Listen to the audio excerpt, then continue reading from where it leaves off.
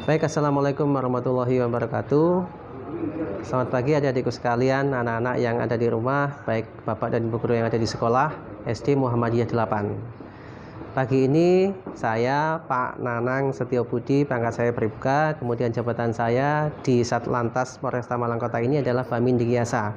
Adik-adik tentunya tahu Pak Polisi lalu lintas tugasnya apa saja. Seperti yang tadi sudah adik-adik lihat pada saat tadi di alun-alun tadi ya, di pos polisi tadi. Jadi tugasnya Pak Polisi lalu lintas itu banyak sekali. Yang tadi adik-adik sudah lihat Pak Polisi pada saat menyeberangkan masyarakat di jalan, kemudian ada pejalan kaki yang seyogyanya pejalan kaki itu tempatnya berjalan itu tidak di tepi, tidak di tengah jalan raya, namun ada di tepi. Adik-adik tadi sudah lihat. Nanti di sini Bapak akan menjelaskan bagaimana cara kita aman di jalan, kemudian bagaimana cara kita selamat pada saat kita dalam perjalanan. Kemudian nanti Bapak juga akan mengulas lagi bagaimana kita mempunyai etika berlalu lintas. Kita santun dalam berlalu lintas, kita menghormati pengguna jalan, kita menghormati sesama teman di sekolah, dan tidak lupa kita patuh dan juga patuh dan taat kepada Bapak dan Ibu guru kita yang ada di sekolah, juga orang tua kita. Baik, kalau demikian adik-adik, pagi ini Bapak akan menjelaskan tentang penyeberang jalan ya. Jadi pada prinsipnya atau pada umumnya kalau kita berjalan di jalan raya itu kita harus di tempat yang sudah disediakan. Nah, tempat yang sudah disediakan itu di mana? Tentunya tempat yang sudah disediakan adalah salah satu tempat yang aman, di mana tempatnya adalah di trotoar. Di situ adalah salah satu cara yang aman untuk pejalan kaki pada saat masyarakat ataupun adik-adik berjalan. Nah, kenapa aman? Karena di situ dikhususkan untuk masyarakat yang melaksanakan aktivitas dari satu tempat ke tempat lain. Kemudian yang berikutnya, ini ada namanya tempat penyeberangan. Tempat penyeberangan itu ada di mana? Ada dua tempat penyeberangan ya. Yang tadi sudah dilihat, namanya di zebra cross. Itu adalah salah satu tempat penyeberang jalan. Jadi setiap pejalan kaki ataupun masyarakat yang lewat, kalau mau melewati jalan raya atau berpindah dari satu ke tempat berikutnya, harus melalui zebra cross tadi. Kemudian kalau tidak di zebra cross, berarti kita ada lagi namanya tempat jembatan penyeberangan. Di mana letaknya? Ada di tengah-tengah, biasanya di tengah-tengah jalan. Jadi selain ada di zebra cross tadi, adik-adik juga bisa melalui ataupun melewati jembatan penyeberangan yang sudah disediakan. Nah, Pak, kalau seumpama tidak ada jembatan penyeberangan bagaimana, Pak?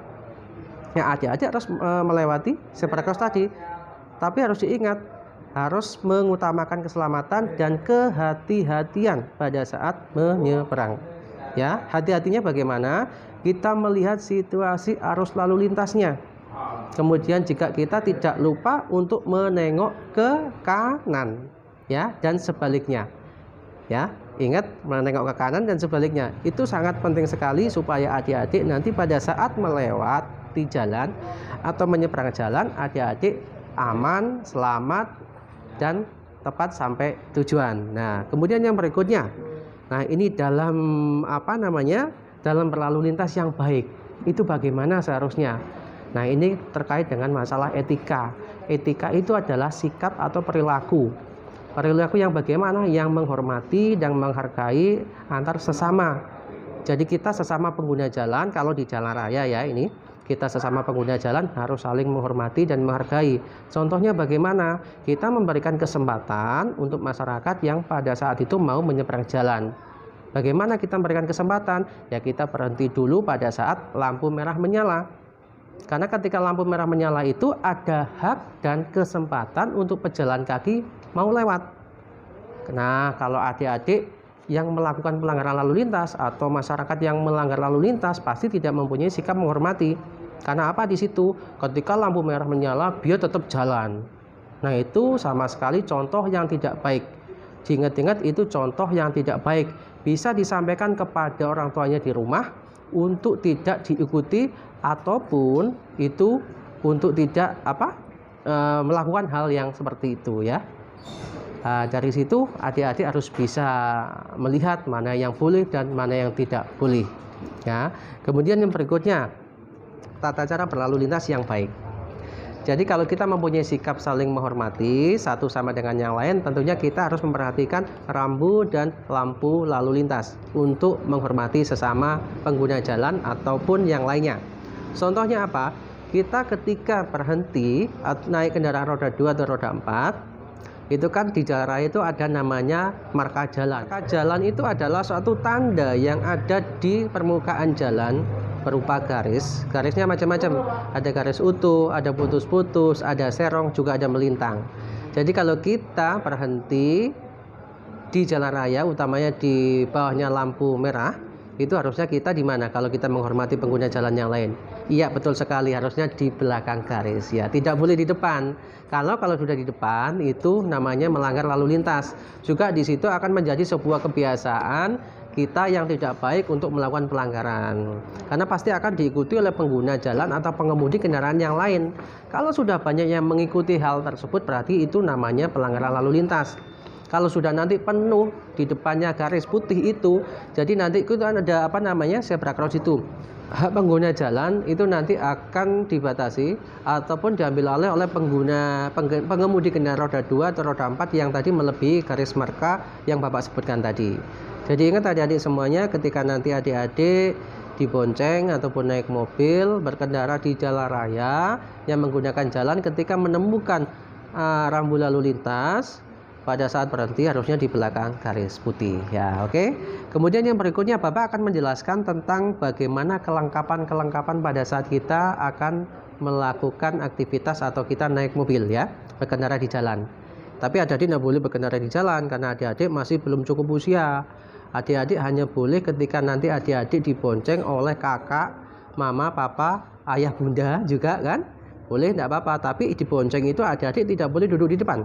Ingat sekali lagi, adik-adik tidak boleh duduknya di depan. Duduk di depan itu sangatlah berbahaya. Nanti Bapak akan menjelaskan terkait dengan kecelakaan lalu lintas. Bapak punya foto-fotonya. Bapak punya fotonya pelanggaran lalu lintas, kecelakaan lalu lintas juga punya.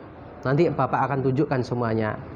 Jadi adik-adik ketika dibonceng itu harus di belakang. Pak, kenapa dibonceng di belakang? Supaya aman. Ya, supaya aman. Aman itu di belakang, bukan di depan. Tapi kalau adik-adik nanti di depan itu akan mengganggu konsentrasi pengemudi. Nantinya adik-adik akan mempengaruhi bapak dan ibunya atau kakaknya pada saat mengemudikan atau memegang setang kemudinya itu. Itu sangat bahaya sekali ya. Kemudian yang berikutnya, adik-adik di sini Bapak akan menyampaikan terkait dengan surat tadi ya, kelengkapannya ya. Harus diingat-ingat sebelum kita naik kendaraan roda 2 dulu lah ini ya. Roda 2 yang harus kita persiapkan, yang pertama kita apa? Kita harus wajib menggunakan penutup kepala. Penutup kepala itu apa Pak? Topi Pak? Oh bukan. Penutup kepala bukan topi kalau di jalan raya pakai kendaraan roda 2, bukan. Tapi helm ya. Ingat, helm. Kalau topi itu hanya aksesoris saja, itu supaya adik-adik kelihatan cakep gitu biasanya. Tapi kalau di jalan raya menggunakan roda 2, adik-adik dibonceng itu wajib menggunakan penutup kepala atau pelindung kepala ya namanya ya. Paling baiknya pelindung kepala lah. Pelindung kepalanya itu berupa helm. Nah, helm itu yang bagaimana? Helm yang mempunyai standar nasional Indonesia. Wah, Pak, helm yang standar nasional Indonesia itu yang bagaimana ya Pak? Wah, itu kayak bagaimana? Nah, helm yang standar nasional Indonesia itu adalah helm yang bisa menutupi bagian kepala atas, telinga, kemudian tengkuk bagian belakang sini, kemudian bagian penutup wajah. Ya, ingat itu adalah helm SNI, kepanjangannya Standar Nasional Indonesia. Itu bisa melindungi kita atau kepala kita ketika nanti kita akan terjadi sesuatu hal, misalkan mungkin kita kepalanya kegesek sama kendaraan yang lain. Kemudian apabila nanti adik-adik jatuh dari kendaraan, itu mengurangi luka ya. Setidaknya yang kena helm yang sakit helmnya bukan kepalanya ya. Adik-adik pengen sakit kepala atau helmnya, nah tentunya helmnya saja kan ya. Jangan sampai kepalanya sakit. Kalau kepalanya sakit nanti adik-adik malah tidak bisa belajar. Oke. Kemudian berikutnya setelah helm yang harus dibawa apa? Surat izin mengemudi atau biasanya disingkat dengan SIM. Ya, adik-adik punya SIM nggak? Oh, belum punya karena adik-adik masih di bawah 17 tahun. Ya, yang wajib punya adalah bapak dan ibu gurunya di sekolah. Ya, itu wajib punya. Kemudian ayah bunda juga wajib punya karena ayah bunda sudah dewasa, sudah di atas 17 tahun. Jadi wajib memiliki SIM ketika naik kendaraan roda 2. Nah, berikutnya setelah SIM itu apa lagi, Pak? Setelah SIM adalah STNK. Apa sih kepanjangannya STNK itu? Surat tanda nomor kendaraan. Betul sekali. STNK. STNK itu untuk mengetahui kendaraannya jenisnya apa. Kemudian suratnya itu diterbitkan dari mana. Ya, kemudian untuk dicocokkan juga dengan plat atau TNKB. Jadi kalau adik-adik melihat plat itu adalah angka yang berupa angka dan huruf yang ada dipasang di kendaraan. Itu ada. Misalkan kalau Malang itu kodenya ada kode ya namanya adik-adik ya. Adik-adik ingat aja lah pokoknya. Ada hurufnya, kemudian diikuti dengan angka, di belakang juga diikuti dengan huruf. Itu adalah plat kendaraan. Ya. Kemudian yang berikutnya yang tadi Bapak sudah sampaikan terkait dengan kelengkapan surat untuk roda 2. Sekarang roda 4 juga sama sebetulnya. Namun yang membedakan adalah untuk keamanan, untuk keselamatan di jalan kita harus menggunakan safety belt atau biasanya kita sebut dengan sabuk pengaman ya. Adik-adik kalau duduk di depan boleh tidak? Boleh sebetulnya. Kalau naik mobil boleh duduk di depan, boleh.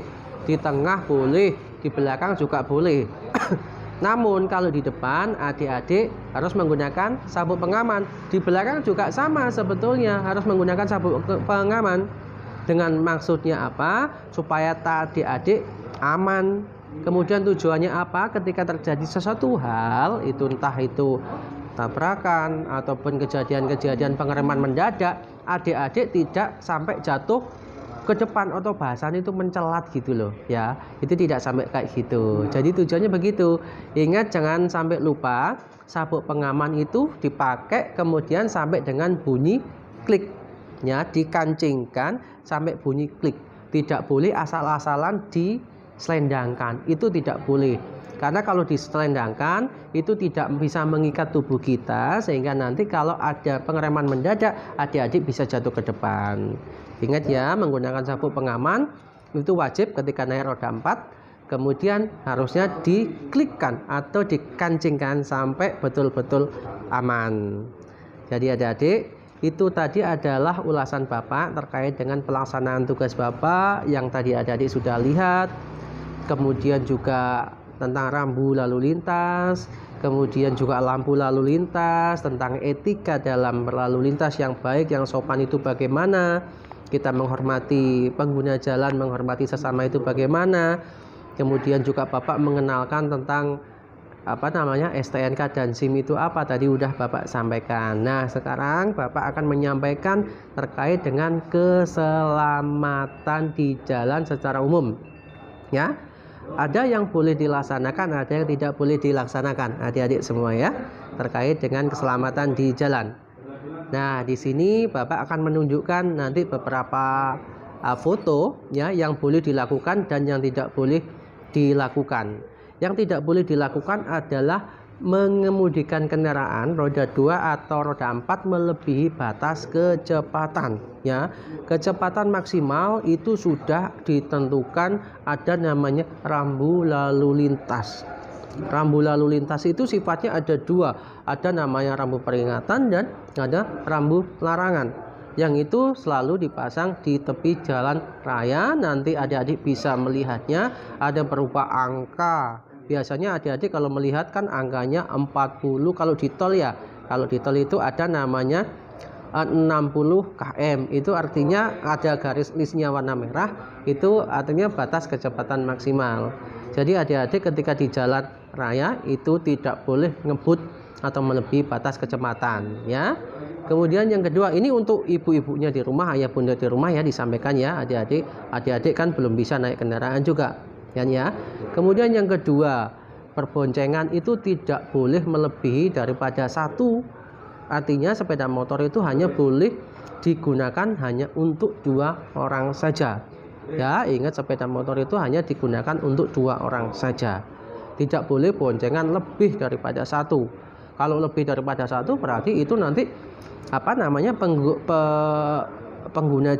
pengemudinya berarti 3. Kalau tidak itu tidak diperbolehkan ya. Kemudian yang ketiga, yang berikutnya, kalau di jalan raya kita tidak boleh menggunakan handphone atau asik telepon begini, itu tidak boleh. Karena di situ nanti akan berbahaya karena mengganggu konsentrasi kita di situ. Ya, ketika konsentrasi kita sudah diganggu dengan suatu keadaannya yaitu tadi kita menggunakan handphone, berarti nanti di situ kita akan fokus sama handphone, tidak fokus sama jalan, padahal kita saat itu lagi di mana? Iya, lagi di jalan. Jadi tidak boleh ya, diingat-ingat itu tidak boleh. Kemudian yang berikutnya, adik-adik disampaikan sama kakak, ayah bundanya juga tidak boleh yang namanya melawan arus lalu lintas ya.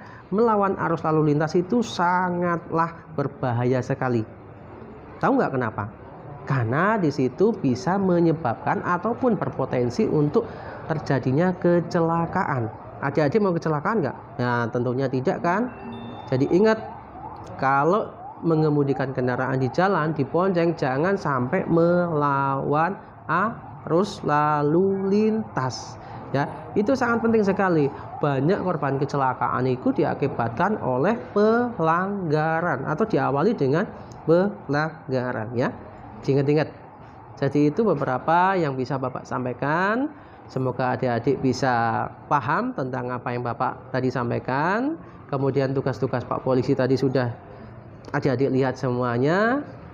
Semoga menjadi ilmu buat adik-adik semuanya untuk nanti bisa diterapkan di jalan, kemudian sama teman. Kemudian jangan lupa jaga kesehatan, rajin belajar supaya nanti adik-adik bisa menggapai cita-cita yang diinginkan. Sekian dari Bapak. Assalamualaikum warahmatullahi wabarakatuh.